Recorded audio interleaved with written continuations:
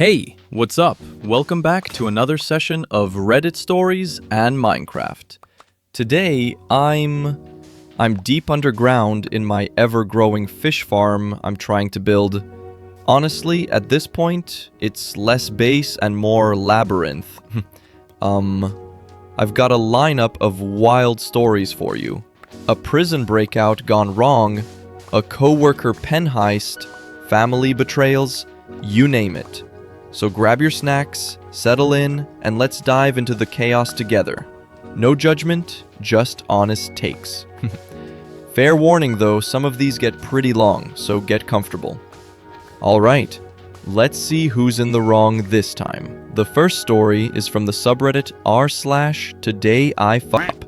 It reads, "Today I fucked up by trying to break my buddy out of jail. It worked, for a minute."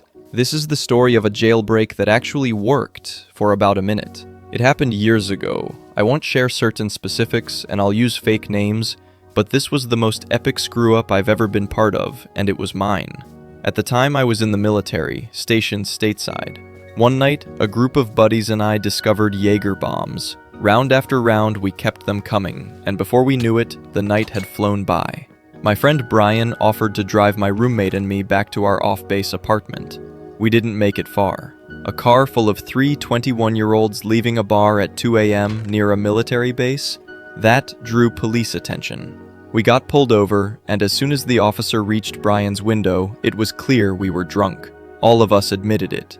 Brian blew into the breathalyzer and failed instantly.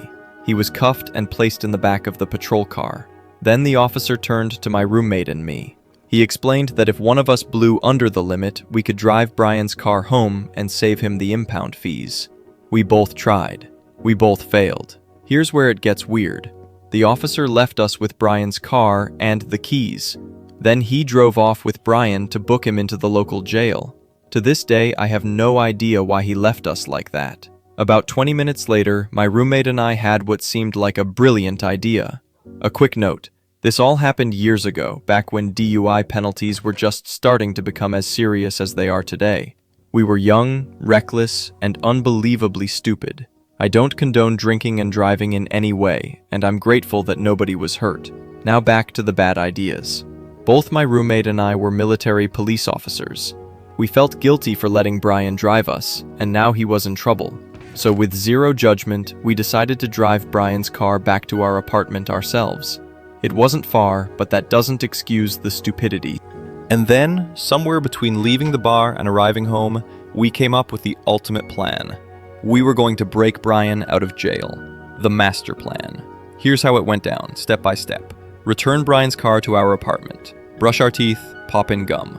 Shave and get into our military police uniforms. Put on our guard belts to look like we were on duty. Call my precinct's dispatch and ask them not to contact the jail Brian was at. Every night the command checked local jails for military members. Luckily, I knew the dispatcher on duty and he owed me a big favor. He agreed without asking questions. Call the jail directly, pretending to be my command. I asked if any military members were in custody. They confirmed Brian was there. I then asked if we could come take him into custody. They said yes. Switch cars, leave Brian's car at the apartment, and take one of our own. Give ourselves one last pep talk, then head out. We pulled into the jail parking lot around 4 a.m. It was completely empty. We buzzed at the entrance, explained we were there to take custody of Brian, and were told, okay. 25 of the longest minutes of my life later, a loud buzzer sounded. The heavy metal door slid open, and there stood two corrections officers and Brian in handcuffs. The look on his face was priceless. Jaw dropped, pale as a ghost.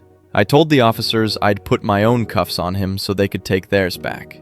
I even gave him a pat-down before swapping them out. And just like that, Brian was in my custody. We thanked the officers, walked him out, and headed across the lot toward our car, hearts pounding. That's when my roommate whispered, "Don't get in the car." Don't get in the car? I turned around to see the arresting officer standing behind us. He looked us dead in the eye and asked, "Aren't you two the passengers from the vehicle I pulled over tonight?" Busted. Our luck had run out. The lot had been empty when we arrived. But while we were inside waiting, the arresting officer had pulled in and was sitting in his patrol car doing paperwork. He watched us walk Brian out of jail like it was nothing. You can guess what happened next. We all went to jail. By 8 a.m., our command came to get us. Back at base, I was told to go home, pack my things, and be ready, because this wasn't going to end well. The next day, I returned and didn't leave base for 45 days until we deployed again. The fallout, I was punished to the fullest extent of the Uniform Code of Military Justice. I disappointed a lot of people, and I carried that shame. But at the same time, I was infamous. Word spread fast. Everyone knew about the failed jailbreak, and for better or worse, it made us celebrities. People said we embodied loyalty. You had to admire the audacity, even if the execution was insane. Thankfully, this didn't end my career. I served out my enlistment honorably, and I've never screwed up like that again. Looking back now, it was crazy, reckless, and absolutely stupid. But it's also one of those wild stories that remind me of the bonds we had as brothers in arms. We tried to break a friend out of jail, and for a brief, glorious moment, it worked. Okay, so I have to say when I first started reading this, I was expecting your typical drunk driving story, which, never ends well. But this story just takes such a turn that I don't even know where to start. You guys were military police officers, and your brilliant drunk idea was to break your friend out of jail? Like, the audacity is just... it's incredible. I have to give you guys credit for loyalty, I guess. Like the fact that you felt so bad about letting your friend drive that you were willing to risk your entire military career to get him out. That's either the most beautiful friendship I've ever heard of or the dumbest thing I've ever heard of. Probably both. But the fact that it actually worked for a minute? The corrections officers just handed him over, no questions asked? What kind of security system is that? Look, I can't condone any of this, obviously. The drinking and driving, the fake police work, breaking someone out of jail. But I also understand that when you're young and drunk and you care about your friends, you make incredibly stupid decisions. We've all been there. Maybe not to this extent, but we've all been there. So yeah, you definitely f***ed up. But you also created one hell of a story, and probably a bond with your friends that'll last a lifetime. Just maybe stick to bailing people out the legal way next time. Anyway, moving right along to the next story. This one is from the subreddit r/pettyrevenge. It goes something like this. My coworker kept stealing my pens, so I swapped them out. I used to leave a few pens on my desk, but they always seemed to vanish. At first, I thought maybe I was just being careless, but then I noticed one of my coworkers always had the exact same pens I bought. Instead of calling him out, I decided to make things a little interesting. I bought a pack of disappearing ink pens and left them in the usual spot. Sure enough, he borrowed one right before a meeting and started taking notes. About halfway through, his notes began fading until the page looked blank. He stared at it in total confusion, while everyone else kept writing. I had to keep a straight face, but inside, I was dying of laughter. Needless to say, he never touched my pens again after that little incident, and my desk supplies have been safe ever since. Yes, this is the kind of petty justice I live for.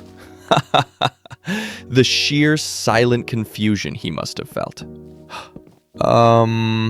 Everyone else is writing, and his page is just blank. He's probably questioning his own sanity. And you just have to sit there, straight-faced, knowing you're the puppet master behind his breakdown. No notes. That's how you handle a thief. All right.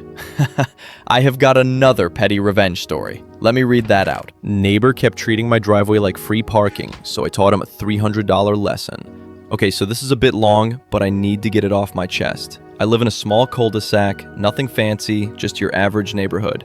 My driveway fits 2 cars, mine plus my husband's, perfectly fine. For the most part, everyone here minds their own business. Except my neighbor, let's just call him Jack.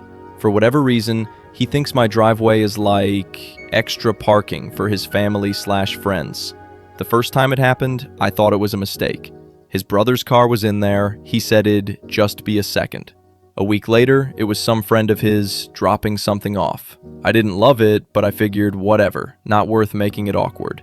But it kept happening. I'd come home from work, I'm a nurse, so some days I'm wiped out, and there's a random car blocking me. One night, I literally had to park halfway down the street and carry 5 bags of groceries because his buddy's truck was in my spot. Every time I said something, he'd do that half smile and go, "Oh yeah, sorry, they'll be gone soon," like I'm the one being difficult.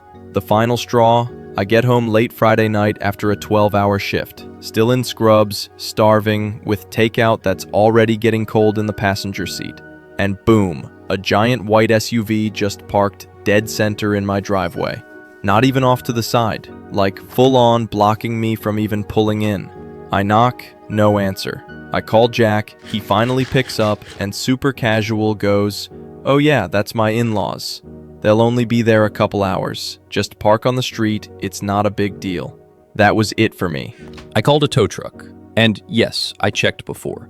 Where I live, if someone blocks your private driveway, you're allowed to tow immediately. 2 guys showed up in 20 minutes. The SUV was gone before I even finished half my fries. About an hour later, furious pounding on my door. Jack's beet red. His in-laws are yelling in the background. And he's going off about how I didn't have to take it that far. I just said, "You told me it wasn't a big deal, so I treated it like it wasn't a big deal." Then I closed the door. They had to pay almost $300 to get their car back. And funny enough, ever since then, my driveway has stayed crystal clear. Not even for just a second. Oh man, this is so satisfying to read. You know what? Good for you. That was the perfect response. Because Jack is one of those people who just keeps pushing boundaries until someone finally pushes back. The whole, "Oh yeah, sorry, they'll be gone soon" thing. That's not an apology.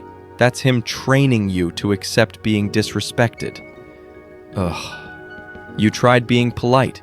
You tried being understanding. You gave him multiple chances. At some point, you have to stop being the accommodating neighbor and start being the neighbor who enforces their own boundaries. And $300 is apparently what it costs to learn that lesson. All right, time to move on to the next story of today. This one is from the subreddit r/todayIfuckedup. It reads like, "Today I fucked up. I drank a pint of prune juice with my breakfast, and I've been stuck on the toilet for over an hour. How long will this last? Why are they allowed to sell this as a normal fruit juice drink along with all the other normal juices? Why isn't there a warning label or prescription required? Our food shopping got delivered and they didn't have beetroot juice in stock, so they swapped it with prune juice. I opened it this morning and drank half a pint glass and thought, that's nice. Maybe I'll have another. Now it sounds like World War III is happening in my stomach. In my near 40 years on this planet, I have never heard my body make these noises. I literally feel like I'm being turned into liquid, like that guy from X-Men 1. I have so much to do today, and I have a flight to catch tomorrow. Has anyone else made this mistake? When will this end? Update. Made the flight and didn't shit my pants. Poos are back to a normal consistency, and I have regained full control over my bum. Prune juice review. Taste, 7 out of 10. Consistency, 8 out of 10. Laxative effects, 10,000 out of 10. Chance of drinking it again, 0 out of 10. Oh my god, no. This is peak Reddit right here. A pint of prune juice? Dude, that's like drinking liquid dynamite for your digestive system. The update, though, made the flight and didn't shit my pants. That's a win in my book, and I have regained full control over my bum. The way you phrased that is just... That review at the end is chef's kiss perfect. Laxative effects 10,000 to 10. Chance of drinking it again 0 to 10. I mean, at least you're thorough. We've all been there with food mistakes, just maybe not quite to this extreme. Glad you survived the great prune juice incident of 2025. Alright, moving on to the next story. This one is from the subreddit r/am-I-the-asshole. It goes like, Am I the asshole for refusing to raise my sister's kids while she chooses addiction? I, 35 female, single, no kids, have a sister, 33 female, who's been an addict for 10 plus years. She has 3 kids but refuses to admit she has a problem, so the family always steps in when she disappears. She's had DUIs, wrecked cars, gone missing for weeks at a time, even while pregnant, and constantly breaks my parents' hearts. We've enabled her for years, money, cars, childcare, but this year I stopped. She stole from me, snuck drugs into my house, and brought unsafe people around. I took my car back, cut her off, and my family was pissed at me. Recently she vanished for 3 weeks. No word to anyone, not even her kids. When she popped back up, she acted like nothing happened. My dad took the kids temporarily, but now my parents are pressuring me to take them full time, since I'm in the same generation as my sister. Meanwhile, I have 2 other siblings they don't pressure. I love my nieces and nephews, but I cannot be their full-time caregiver.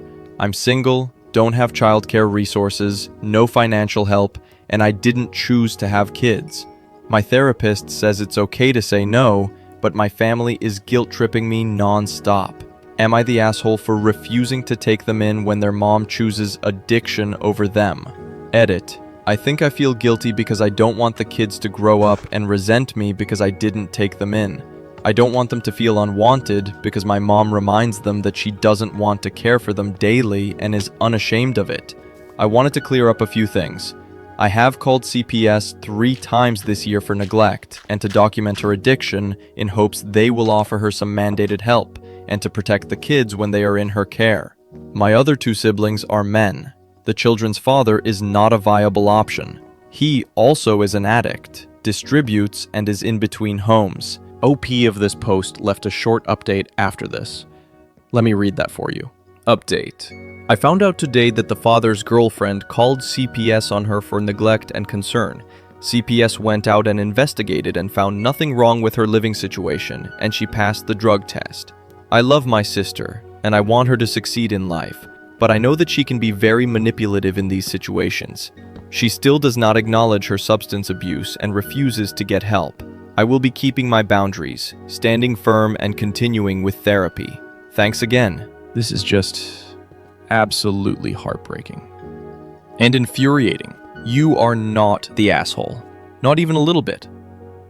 You are the only person in this family who has set healthy boundaries, and now they're trying to punish you for it?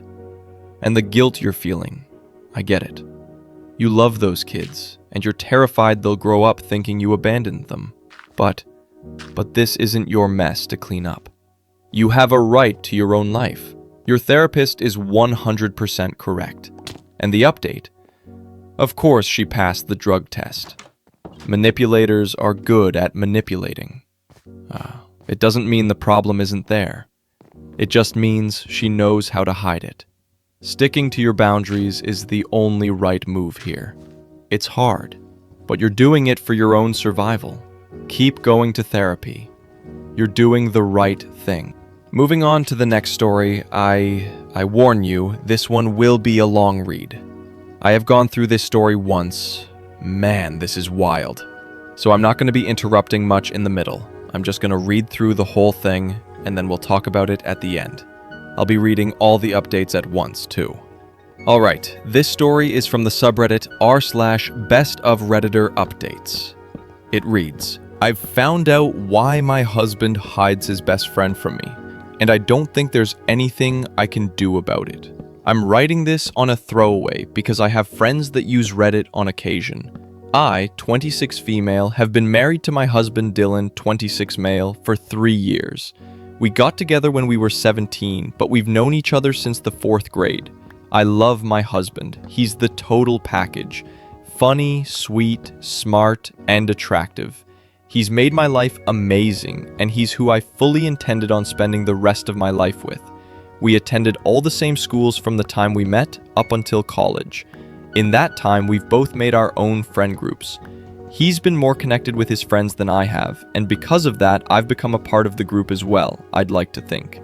In that time, I've been at around 50% of their group hangouts, mostly because of my job, but sometimes I'm just straight up not invited. I didn't question any of this because, hey, they're his friends. He doesn't see them nearly as often as he sees me. It's not my business. My husband met his best friend Caro, 27 male, long before he met me. I knew almost nothing about Caro up until recently. He wasn't at our wedding, nor did he attend any of the same schools as us, and I was under the impression he wasn't friends with anyone in our group. I thought all of this was because of his line of work, as I was told he traveled a lot. Last year, me and my husband went to a barbecue hosted by another couple in the group. Caro was there. I didn't recognize him at first, but when I realized who he was, I was honestly kind of shocked. I'd seen him in person before, but he always kept a very, very good distance from me, which I'm realizing now was intentional.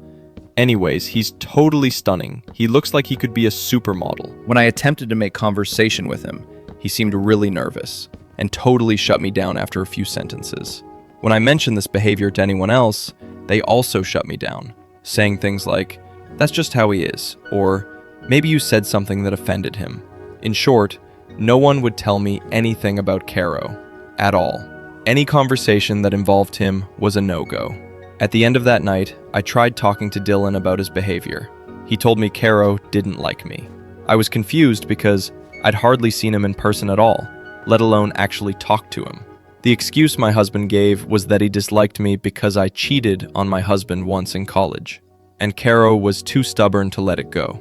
I've seen Caro less than a dozen times since then, mostly at birthday parties, huge get-togethers, and on one occasion he came to our house to watch a football game with my husband and a few of their other buddies. Anyways, a few weeks ago my husband went fishing with his cousin. That same night, I had some of the girls in our friend group over for a girls' night type thing. Lily, 24 female, was scrolling through some social media. I was glancing over her shoulder when I saw a selfie of Dylan and Caro sitting next to each other in a hot tub. The selfie had been posted maybe 30 minutes ago. I asked Lily about what I had seen, and she went pale. She tried saying nothing, but I snatched the phone from her and went to the profile that posted the photo. The profile belonged to my husband. It was a private profile, and scrolling through the photos, most of them were dirty jokes or memes, but the rest of them were photos of him and Caro. Either they were hanging out alone or with the rest of the group, minus me. Most of the photos they seemed way too close, too touchy, or doing things that seemed too personal or intimate for friends to be doing. I spent a good 10 minutes looking before I couldn't take it anymore. I was horrified. All of the photos were dated to nights my husband told me he was working late, hanging out with this relative or that, times that he'd told me he was doing something else, and obviously hangouts I wasn't invited to. Lily just sat there looking dumb. She didn't say anything, but all the girls were looking at us like a bomb had just gone off. They clearly knew what I had seen, and their reactions were enough to confirm exactly what I was afraid of. I was livid. I started yelling. Lily was crying, and the rest of the girls were freaking out. When I started to calm down and demanded that they explain what was going on, Lily told me everything. Dylan and Caro had been sleeping together and very essentially dating behind my back since before we even got married. They got together during a 1-month break me and Dylan had during college, and they stuck together ever since. They all knew, and none of them told me until I found out the hard way. Caro wasn't at our wedding because he felt guilty. He avoided me like the plague because he felt guilty. They arranged group meetups in a group chat I wasn't in because they all liked Caro enough to spare his feelings. Even the guys in the group felt the same way about him, apparently. Caro was never as distant as I thought he was. He was just being hidden. Dylan was hiding him from me because he didn't want me to find out they were together. By the end of it, half of us were sobbing. and everyone who wasn't was apologizing to me. I was so angry. I made them swear they wouldn't say anything to Dylan or anyone else. I kicked them all out and cried myself to sleep. I was basically in denial, like it was some kind of sick prank. My husband didn't come home until the next morning. He told me all about the supposed fishing trip he'd gone on. I didn't say anything about what I knew. I guess he could tell something was up, because he kept asking me what was wrong. All day, every 5 minutes. Eventually, I just told him I'd been in an argument with my sister. By the end of the week, I was totally numb. Last night, while my husband was handing out candy to kids, I saw a notification pop up on his phone. Since I knew his password, I opened it. It was a text from Caro. I looked through the conversations they'd had. It confirmed everything. It was devastating. Dylan texted Caro the exact same way he texted me. He told Caro he loved him. Every sweet thing he said to me had been said in his conversations with Caro. I was hardly mentioned. I put his phone back before he noticed. Dylan is at work now. I don't know what to do. I could never imagine myself leaving Dylan because he's such a loving partner and a good man. But I can't see myself winning in a competition against Caro if that's what it comes down to. I can't even make myself be disgusted or angered by Dylan. I love him too much. I'm not even upset with Caro. But I'm so hurt. I don't want to risk losing my husband, and I don't want to share him. I called Lily and my sister this morning and told them about what I had found. They both asked what I'm going to do, and I had nothing to say. I don't know what to do, at all. Update. Hi, I really appreciate the support and advice I was given on my last post. Dylan came home last night around 10. I had a whole speech prepared to confront him with, but I could only end up saying, I know about you and Caro. I'll spare the details of the conversation because it's still raw, but he left around midnight. He only took a few of his things. I haven't spoken to him since, aside from him telling me he was coming to get more of his things. And after our conversation, I've decided to go through with divorce. I've collected all the necessary information and I'll be getting in touch with a lawyer shortly. Again, thank you all for the advice and help to come to my senses. Update 2. I was unaware it was a big trend to repost Reddit posts onto TikTok. This is what happened with my first post, and the video has almost 700,000 views. A friend of mine, Noah, who I am name-dropping because I know he will see this and I appreciate him dearly, forwarded me the video because he knew it was my post. I explained the situation to him prior and he knew I had posted it. There are several things I want to address, and I ask that whoever made the video, because they clearly use Reddit, to post this too, to clear my name. Everybody in my life knows by now, so I see no harm in addressing you personally. To recap, yes, I am leaving Dylan. No, I did not actually cheat on him. It was a huge misunderstanding between the two of us that led him to believe and tell people that I cheated. I don't even know if what he told me about Karos's dislike for me is or was true. No, I am not going to sue him for everything he has. I will no longer be speaking to anyone from that group. I may have been naive, but I am not stupid. No, I still do not know why they chose to betray me like that, and I don't intend on finding out. Yes, while his parents were accepting of LGBTQ, I don't think they would have been okay with Dylan marrying a man. From here on out, I doubt I will have anything to say. That is all. Thank you. Also, I have never watched Brokeback Mountain, but the jokes about it did make me chuckle. Update 3. About 8 months ago, I posted here seeking a release from an ugly, brutal situation involving my cheating, now ex-husband. I've been working really hard on getting better for myself, and since then, I've done okay. Until a week and a half ago. 10 days ago, I heard from one too many distant mutual friends that Caro left Dylan. It makes me so happy to hear that he got what he deserved. The man he had to have left him. Unfortunately, Caro hasn't received his end of the karma, and is still just as perfect as the day I found out he was having an affair with my husband. However, I'd be lying if I said I cared or had any ill will towards him. I don't, just my ex-husband. Hell, if I saw him in a parking lot, I'd sprint over, shake his hand, and tell him I'm glad he delivered my ex-husband his much-deserved karma. I don't know how Dylan is doing now, but I hope he sees how it hurts being betrayed like that. Anyways, you can consider this the end of the line. No more updates, no nothing. All I can and will do from now on is heal. Wow. Okay. That one was a roller coaster. Here's what I'm thinking. First off, I'm so sorry you had to find out like that. No one deserves to learn big, life-shaking news from a random social media scroll.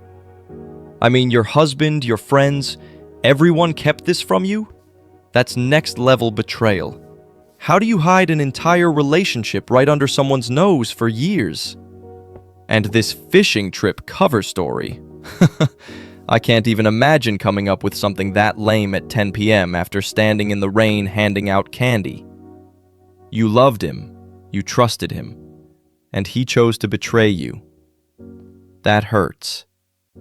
I've been there, where someone you depend on just abandons the truth. But here's the thing. You found out, you set boundaries, and you're taking steps to protect yourself. That's powerful. Divorce is rough, but you deserve honesty and respect. You're not obligated to compete for his affection with anyone, friend or otherwise. It sucks now, but this is the start of you taking back control. You'll heal, and someday this will just be a wild story you tell over coffee. Anyway, moving right along to the next one. So am I overreacting at how my boyfriend talks to his roommate? I feel kinda weird about this. My boyfriend M26 lives with his M31 roommate and has been since January of this year. It's the roommate's house, he just rents a room out to my boyfriend. I remember right when he moved in, my boyfriend didn't like that his roommate washed his dishes and went into his bathroom to get his trash. But my boyfriend can be lazy, but he also works a lot, so I told him his roommate was probably just helping him out. Fast forward to now where my boyfriend is working 12-hour shifts, and now all of a sudden he wants help? I told him he was out of line talking to him like that, but he said it's just because he's blunt and doesn't beat around the bush. But still, there's a way to get your point across, and you should be asking a hell of a lot nicer if you want someone to wash your dishes. He says I'm being sensitive about this because I said he needs to apologize. Am I overreacting? I don't know. It kind of has me looking at him differently. Also, is it just me, or does it seem like his roommate is scared of him or something? The constant apologizing seems weird. I've met his roommate and he's really nice, just shy and keeps to himself. OP has shared the screenshots of the chat. Let me just throw those up on the screen. Hey, so I don't want any issues, but can you not touch my things without my permission, please? Your things? Like my dishes and stuff. Oh, okay, yeah, I won't touch your things.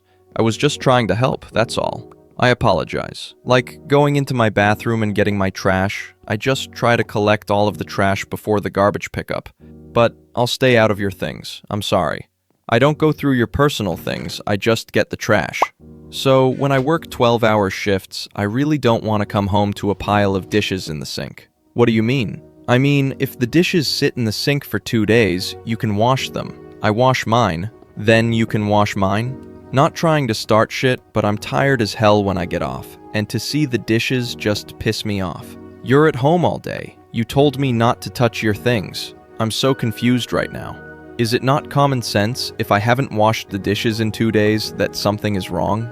Yeah, I guess so. Don't be mad, please. I will wash them now. They are cleaned. I will keep them cleaned for you until you tell me to stop. I'm sorry. I should have been doing it anyways. I just didn't want to overstep. Whoa, hold on. So, first your boyfriend tells his roommate, don't touch my things, stay out of my bathroom. And the roommate is super respectful, apologizes, and agrees. But then, when your boyfriend is tired from work, he flips out because the dishes aren't done? Is it not common sense if I haven't washed the dishes in 2 days that something is wrong? No, dude. Common sense is not expecting your roommate to be your mind-reading maid. And the poor roommate's response is, don't be mad, please. I will wash them now. They are cleaned? With a smiley face? Ugh, this guy is terrified. He's walking on eggshells. You are not overreacting. Your boyfriend isn't being blunt. He's being a manipulative bully.